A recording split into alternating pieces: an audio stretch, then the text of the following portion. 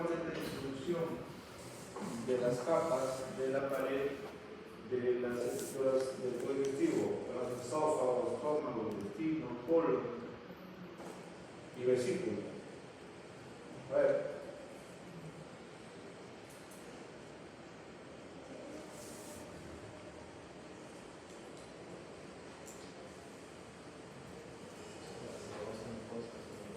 En orden. Mucosa, submucosa, muscular y serosa o adventicia, hablamos a nivel de esófago. ¿Qué es lo que encontramos en la vesícula? El epitelio, que forma estructuras alargadas glandulares, es la mucosa. En el caso de la vesícula no hay muscular de la mucosa, o sea, muscular de mucosa, y tampoco hay submucosa. Pasan directamente a la capa muscular y luego a la adventicia. Esa es una característica histológica de la vesícula. ¿Y el epitelio qué epitelio es? Es un epitelio cilíndrico secretoso. Debajo de ello tenemos al tejido conectivo que forma la lámina propia. La patología más frecuente, ¿cuál es? La litiasis vesicular. Exceso de consumo graso, carbohidratos. Si el colesterol que se acumula inicialmente bajo forma de barro biliar y luego va condensándose para formar estructuras litiásicas, como en este caso cálculos facetados, hay cálculos, microcálculos de 0,2 milímetros que llenan toda la cavidad como si fueran el confite, o un cálculo único que adopta la forma de la vesícula. Como estos cálculos están moviéndose por el líquido, por el contenido de la bilis, empiezan a lesionar la pared, es como si estuvieran haciendo esto, ¿no? Constantemente erosionan y causan daño del epitelio vesicular en su forma aguda. Dañan el epitelio, lo erosionan, hay necrosis, hay hemorragia y ante la destrucción de las células aparecen las primeras células inflamatorias que son los polimorfos nucleares. Si hay polimorfos nucleares, corresponde a una fase aguda de inflamación. Por lo tanto, es una colicitis calculosa por cálculos aguda. Y vamos a encontrar todos los cambios que les digo, ¿no? El infiltrado neutrofílico, la necrosis, la hemorragia y el infiltrado intraepitelial de los polimorfos nucleares y la congestión vascular. Esta congestión que la reconocen porque la han visto en patología 1. Pero hay momentos en los que quizás los cálculos no son muchos, uno o dos pequeños, que originan también una reacción inflamatoria, pero ya ahora de tipo crónico. Ya no hay polimorfos, solo hay células plasmáticas y linfocitos. Inflamación crónica de la pared de la vesícula se conoce como colecistitis crónica. Y que anatómicamente van a tener unas variaciones. Hay unas estructuras glandulares que pueden atravesar la capa muscular. ¿Esto es benigno o maligno? Si es maligno, ¿por qué? Si es benigno, ¿por qué? ¿Por qué? Parecen, pero en realidad es benigno. Estas son estructuras anatómicas, unas variantes de estas glándulas que se conocen como los canales o los conductos de Rokitansky, histológicamente normales. Inflamación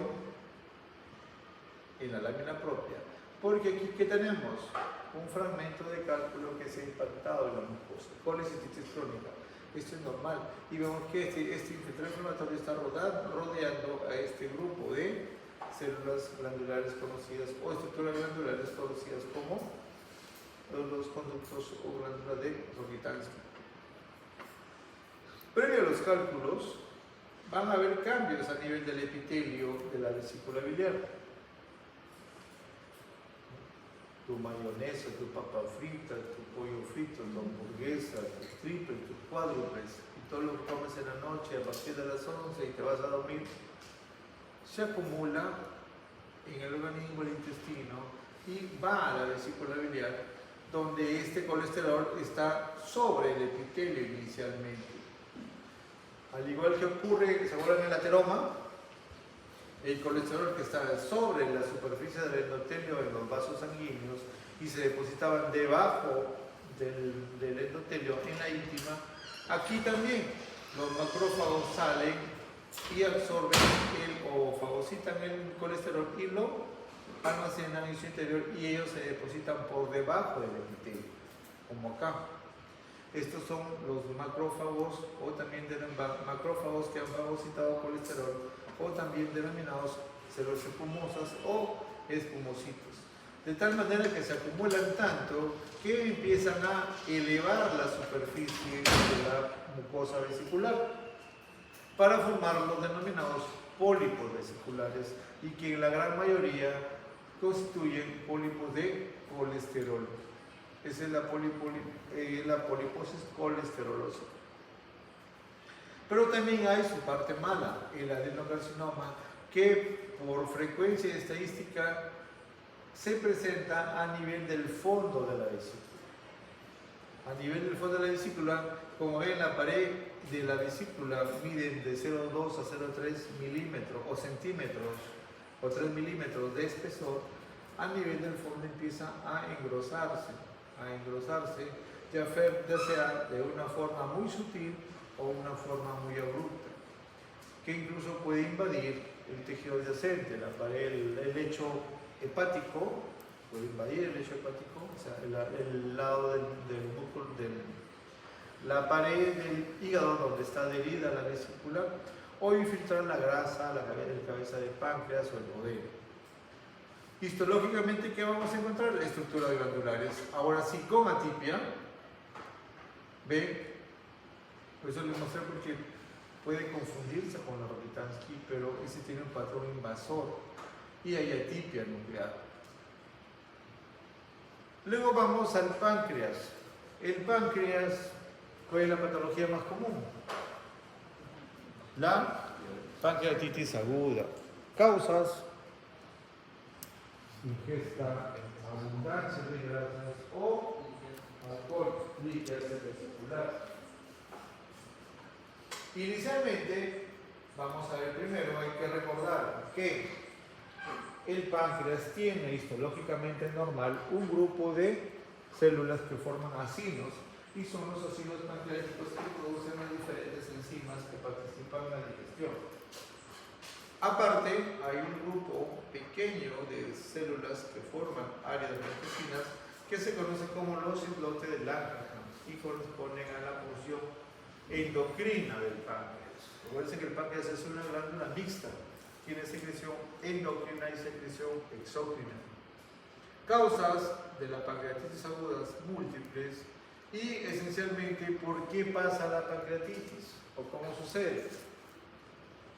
Cálculos inflamatorios, traumatismos terminan rompiendo la membrana de las células pancreáticas, de tal manera que termina activándose y ese páncreas empieza a digerirse a sí mismo. Por lo tanto, generan área. Estas blanquecinas son la saponificación de la grasa peripancreática, la necrosis y hemorragia de este tejido pancreático que histológicamente la vamos a ver acá. Necrosis, hemorragia, infiltrado inflamatorio y la característica necrosis grasa, necrosis enzimática que vimos en la primera parte de patología 1, la que lo vieron conmigo. Vemos entonces en esta imagen parénquima de ácidos pancreáticos residuales y que son esta parte que aún está buena. Y vemos que la zona donde se han liberado las enzimas han destruido y han lisado todo el tejido de la grasa peripancreática, llevando a desarrollar lo que se conoce como necrosis grasa. Hemorragia, infiltrado inflamatorio, que incluso es tanta la capacidad de las enzimas que destruyen la pared de los vasos sanguíneos. Necrosis grasa con destrucción o necrosis de vasos sanguíneos. En conclusión, en la pancreatitis hay destrucción, hay hemorragia, hay destrucción del tejido pancreático, hay infiltrado inflamatorio y en algunas áreas podemos observar algunos residuos de ácidos pancreáticos, todavía sanos. Inflamación aguda en la pancreatitis. Pero también hay inflamación crónica en aquellos pacientes que tuvieron focos pequeños de pancreatitis autolimitadas, pero que terminan cicatrizando parte del órgano. Y histológicamente, ¿qué vamos a encontrar? Áreas dispersas de tejido fibroso con pequeños grupos aislados de células, predominantemente en este caso islote de Langerhans, porque se destruyeron los acinos pancreáticos.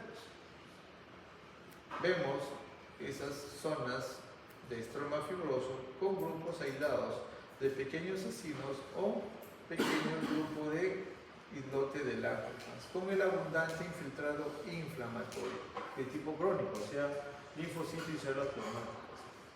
En esta imagen es simplemente una ampliación de todo lo que hemos visto para ver el infiltrado inflamatorio linfocitario, el tejido fibroso y las pequeñas áreas de tejido residual del ácido pancreático, y este sería un islote de Langerhans. El resto es una zona más fibrosa donde hay pequeños grupos de estructuras glandulares pancreáticas. Inflamación crónica, pancreatitis crónica. Pero también el páncreas tiene su parte maligna, que es el adenocarcinoma. Es mucho más raro, pero lo hay. Puede ser de color grisáceo, de bordes irregulares, que puede infiltrar incluso la pared del duodeno, la ampolla de Vater, ¿no?, el conducto biliar, y esencialmente son estructuras glandulares.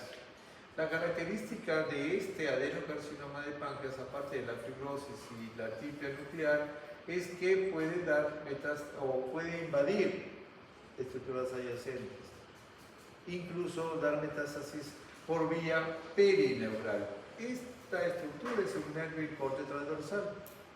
Lo que vemos ahí son los núcleos de las células de Schwann, que son las que revisten al nervio y forman la mielina. Ven como debajo de esta cápsula se están metiendo glándulas neoplásicas del adenocarcinoma que van a hacer metástasis en otros órganos. Pueden incluso destruir la pared de los vasos y dar metástasis vasculares. Tienen múltiples patrones, un patrón moderadamente diferenciado o un patrón indiferenciado. Glándulas con una marcada displasia periarquitectural y la dermoplasia producto de ese crecimiento fibroso perineoplasia.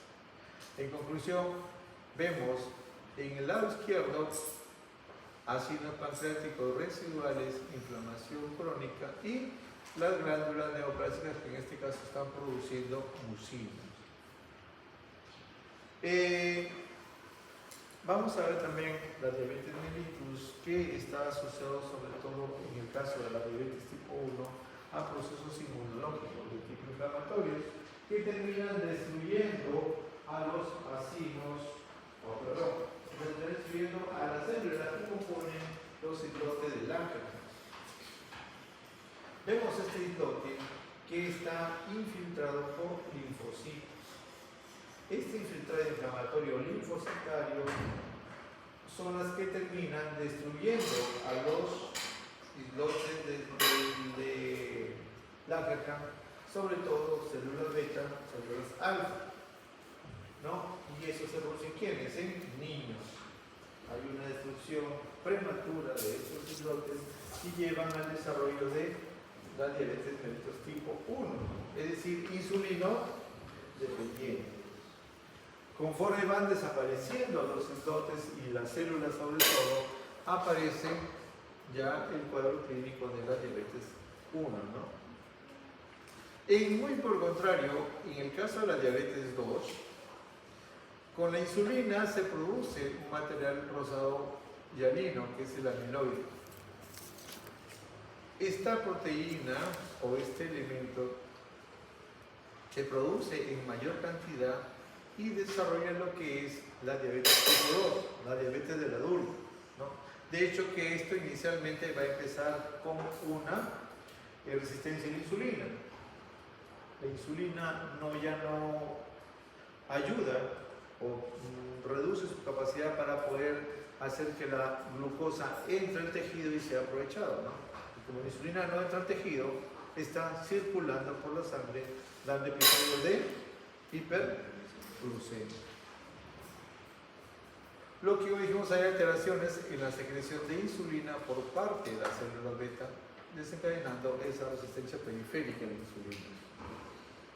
La disfunción de estas células beta disminuye la insulina, aumenta el amiloide y se presenta con mayor frecuencia en pacientes con diabetes tipo 2 o en pacientes obesos. En conclusión, morfológicamente en la diabetes hay reducción en el número y tamaño de los islotes, infiltrado leucocitario de los islotes, o lo que se conoce como insulinitis en el tipo o en la diabetes tipo 1. En la 2 hay una reducción ligera de la masa de células de los islotes con depósitos de amiloide y hay aumento del número y tamaño de los islotes. Aumento porque se deposita el amiloide, no porque haya habido proliferación de células.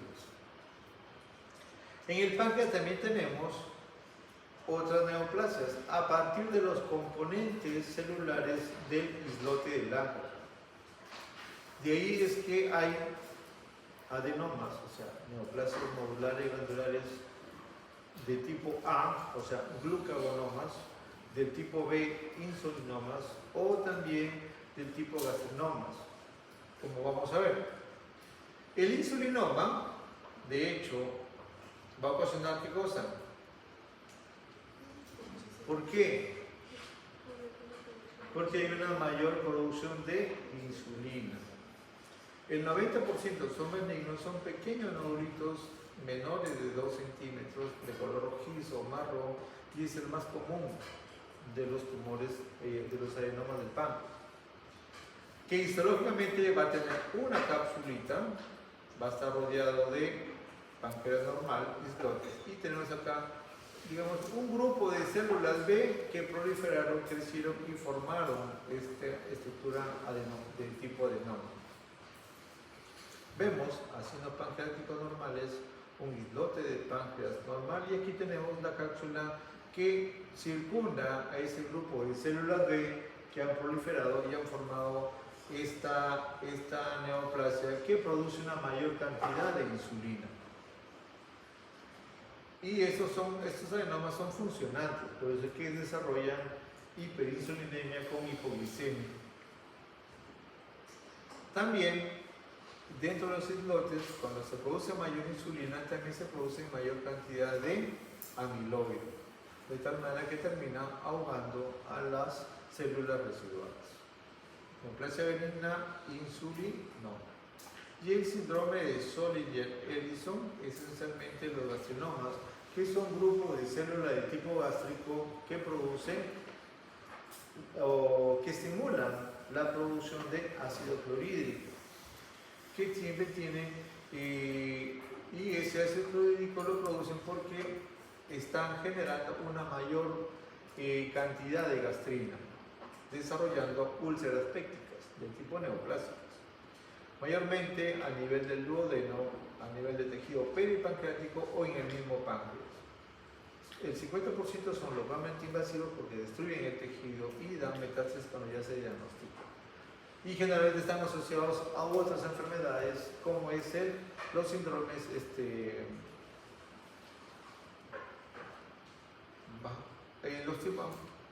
los síndromes paraneoplásicos de tipo MIN1. Histológicamente, como son células neuroendocrinas, son células de núcleo redondo pequeño, muy abundantes, que forman unas estructuras redondeadas con un centro o un espacio central. Estas son las denominadas rosetas glandulares, características de este gastrinoma. Y el glucagonoma es un tumor parecido al insulinoma, pero es mucho más grande y muchas veces tiene área de necrosis hemorragia porque hay una mayor proliferación y hay una reducción en la circulación, por lo tanto hay estas zonas de necrosis. Desde el punto de vista histológico, las células alfa adoptan un patrón serpentiginoso, no voy a sacar giriforme. El citoplasma es más rosado y las células son más voluminosas. ¿Qué produce? Una mayor cantidad de glucados. Luego pasamos al hígado. ¿Cuál es la patología más frecuente del hígado? Primero que la patología tiene varias causas, ¿no? Causa inflamatoria, causa infecciosa, sobre todo los virus de los diferentes tipos de hepatitis, y factores ambientales, precisamente la ingesta de alcohol. Y también tiene su parte mala, sus adenocarcinomas. Este es un hígado sano, normal, que en promedio pesa 1200 a 1600 gramos, un color, una superficie roja vinosa. Histológicamente, ¿qué encontramos? Encontramos pues los hepatocitos que forman cordones y entre ellos a los sinusoides. Un espacio donde vamos a encontrar qué estructuras. ¿Cómo se llama el espacio? Espacio porta. ¿Qué contiene? Una rama de la vena, en la porta, rama de la arteria hepática y un conducto biliar. Tres estructuras: vena, arteria y conducto. Y en su lado opuesto tenemos a la vena central. Como el espacio porta hay circulación arterial, estos hepatocitos próximos al espacio porta reciben más oxigenación. Por eso es que se han determinado tres zonas: zona 1, 2 y 3, más oxigenada, menos oxigenada. Esto para el punto de vista histológico y sobre todo para el estudio de la patológica. Bien, vayamos por los hepatitis. El virus tiene una gran capacidad de lesionar a los hepatocitos de forma individual, de tal manera que si se diseminan rápidamente, ocasionan necrosis amplia del hígado, lo que lleva a una hepatitis fulminante, una ictericia abrupta, porque hay gran liberación de bilis por destrucción del hígado y de los conductos biliares, porque el virus ha destruido masivamente a los hepatocitos. Más frecuente en niños y hepatitis B. Vemos esta área portal que ya no se reconoce, solamente un conducto por aquí, el resto son hepatocitos que están apotóticos, otros ya están lisándose, y la marcada infiltración linfocitaria, hepatitis aguda, que tiene varios procesos, varios caminos. El virus se mete al hepatocito, se introduce, lo parasita y lo destruye, haciendo que sus componentes celulares se precipiten, se destruyan, y ese hepatocito empieza a crecer, a hincharse. Eso es lo que se conoce como degeneración balonizante, con el acúmulo de componentes tubulares del citoplasma que se acumulan dentro de él. Como se destruyen los hepatocitos, recuerden que el hepatocito tiene una propiedad, que es la regeneración. De ahí que hay zonas donde se destruyen hepatocitos, acá hay un pequeño grupito de hepatocitos, y por otro lado se están regenerando. Estos son los pseudolóbulos, o también conocidos como nódulos de regeneración. Y vamos a encontrar dos zonas: una zona de fibrosis, porque aquí hubo necrosis hepática, y zona de regeneración. El abundante infiltrado linfocitario provoca la característica de la hepatitis, y estas células son linfocitos, células plasmáticas y macrófagos. Estos macrófagos se ven de color marrón porque están fagocitando la bilis. la bilirrubina que han fagocitado por la bilis que se liberó cuando se rompieron los conductos biliares. La hepatitis viral causa con lo que les dije, la degeneración balonizante, porque hay infestación masiva de múltiples hepatocitos que terminan destruyéndolos, ¿no? Originando esas zonas necróticas. La bilis, que se libera por la ruptura del mismo hepatocito de los conductos, se acumula bajo la forma de estructura de color marrón, que es la colestasis, como vamos a ver más adelante. Vemos acá un hepatocito con degeneración balonizante que está ya en su fase apoptótica, ya está en su necrosis y ya no hay nada viable, solamente un tejido necrótico central. El abundante infiltrado inflamatorio, vemos los conductos biliares a nivel del espacio porta, y acá lo mismo, ven ya tejido hepático necrosado, la gran cantidad de infiltrado inflamatorio y el depósito de colágeno. En este hígado vemos también otra lesión, la esteatosis. La esteatosis, recuerden que la esteatosis la tenemos casi todos, tenemos hígado graso, unos más, otros menos, ya sea micro o macrovesicular. De tal manera que esta esteatosis, como vamos a ver más adelante, también es un motivo para que se desarrolle una hepatitis. Y si hay esteatosis e infiltrado inflamatorio linfocitario, ya se le denomina esteatohepatitis, que es una lesión o es una patología que en algún momento, si este hígado graso sigue aumentando, desarrollar una cirrosis. La cirrosis viene a ser el daño o la fibrosis del hígado por diferentes causas, como vamos a ver, el alcohol, la ingesta grasa, los medicamentos, los virus, las hepatitis, las infecciones virales terminan causando cirrosis. Esta imagen corresponde a un hepatocito que está yendo a la apoptosis por a la afección viral y está concentrando sus residuos en el centro, dando la apariencia de un material rosado que se conoce como cuerpos apoptóticos o cuerpos acidófilos, que indican que son los hepatocitos que están muriendo, porque próximo a ellos están las células inflamatorias, o sea, los linfocitos. El virus genera un cambio a nivel del citoplasma del núcleo, del hepatocito, generando unas áreas opacas que se conoce como el hepatocito en vidrio esmerilado, ¿no? Como si fuera ese vidrio pavonado, con eso lo comparan. Y aquí vemos un hepatocito normal.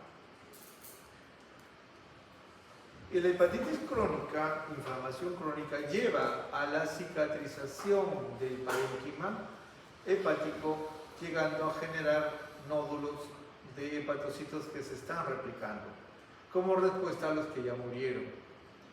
Si la inflamación persiste, este hígado va a seguir inflamándose, va a seguir destruyéndose hasta llegar a una cirrosis e insuficiencia hepática. Los virus generan también un acúmulo en el interior de los hepatocitos asociado a la degeneración balonizante. Vemos en este caso un hepatocito con grasa, esteatosis, y por acá vemos necrosis y degeneración balonizante.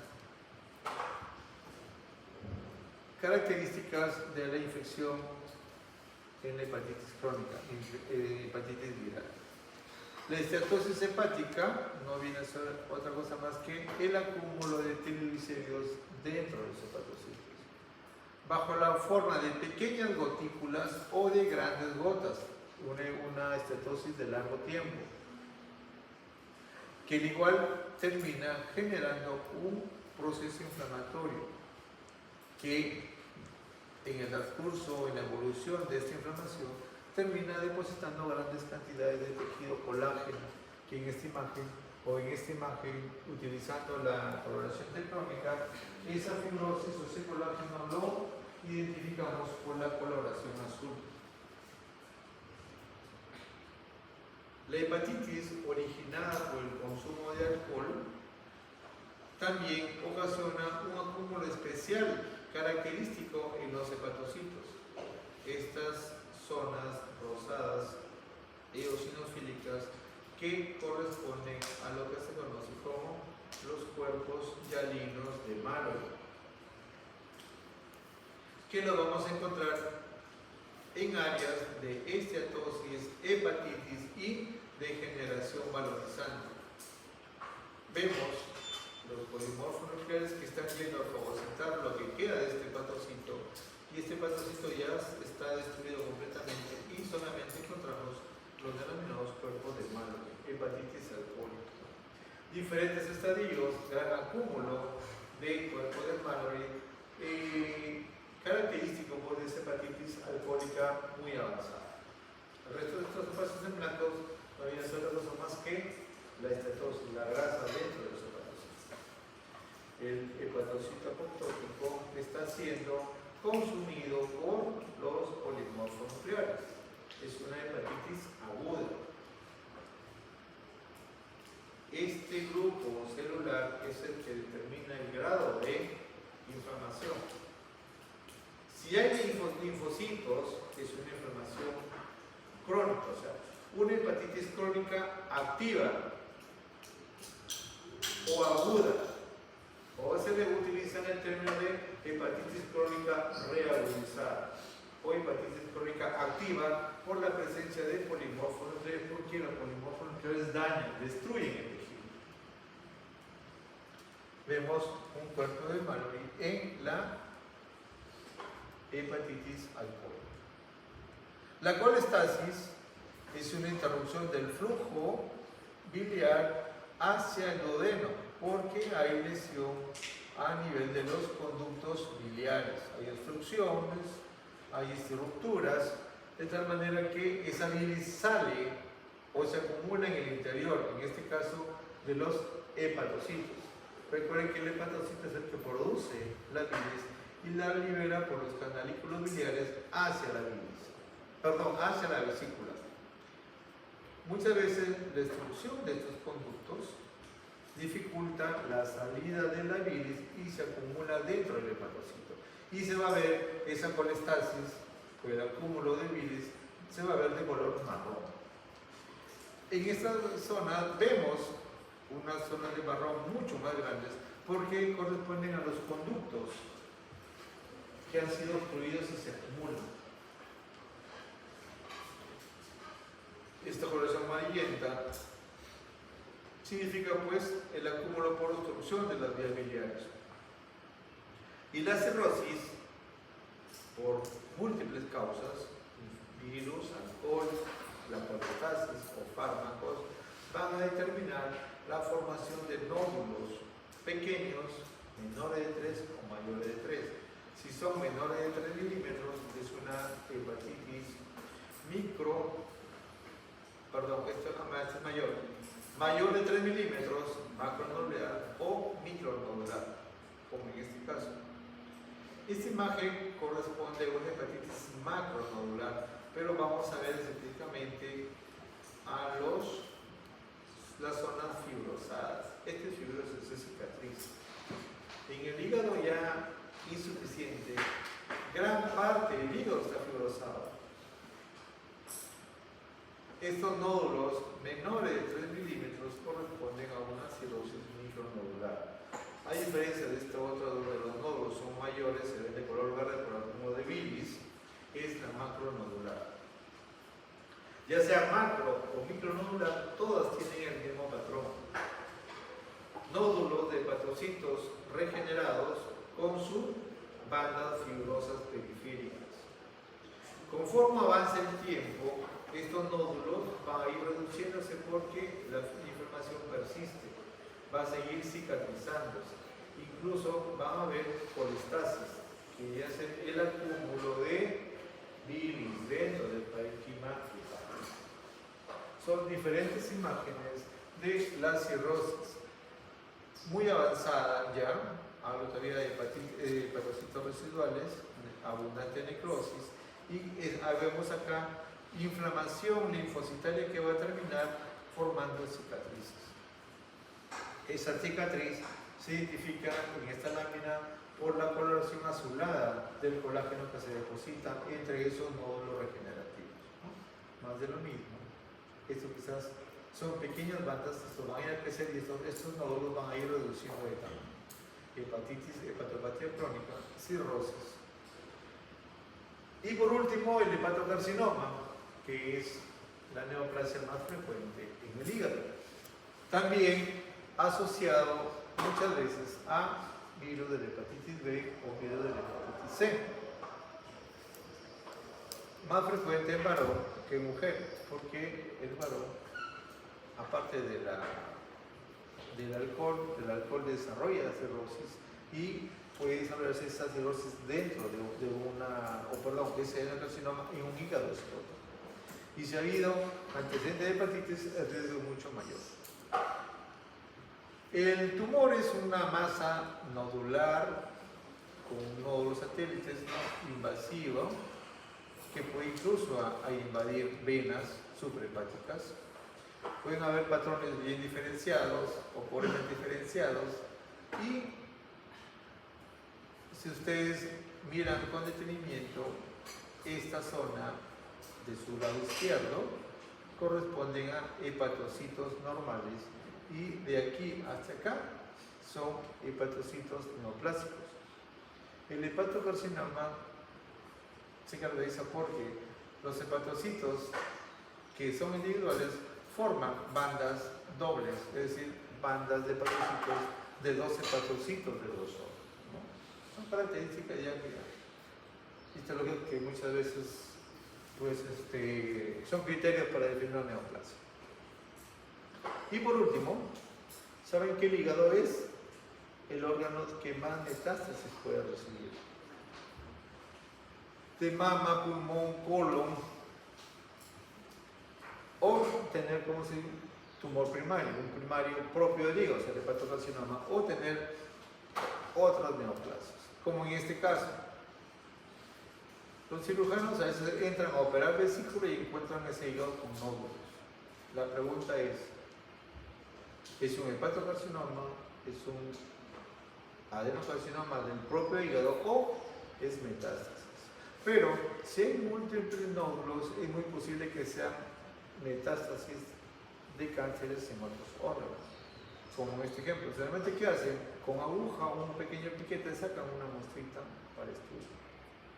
En la histología vemos hepatocitos normales con hepatitis, porque cuando hay una neoplasia siempre vamos a encontrar células linfocitarias que están alrededor de la neoplasia, porque el objetivo del sistema inmunológico es detener esa lesión. Van a estar circundados por linfocitos y vemos acá una zona hipercelular con múltiples núcleos que representan la neoplasia, la metástasis. Y es muchas veces la histología la que nos da el diagnóstico para saber qué tipo de neoplasia está invadiendo el hígado. Como en este caso, hepatocitos normales, desmoplasia, tejido fibroso reactivo en los cánceres, con grupo de glándulas. En este caso es un adenocarcinoma de colon metastásico a hígado.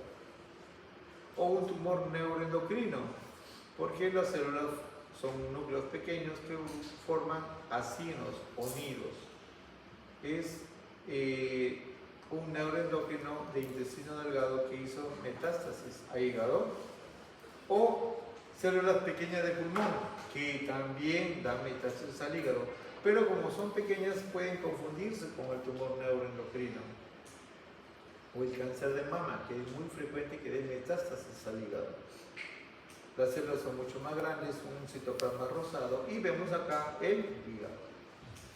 Hepatocitos normales, células neoplásicas, metástasis de carcinoma de mama a hígado.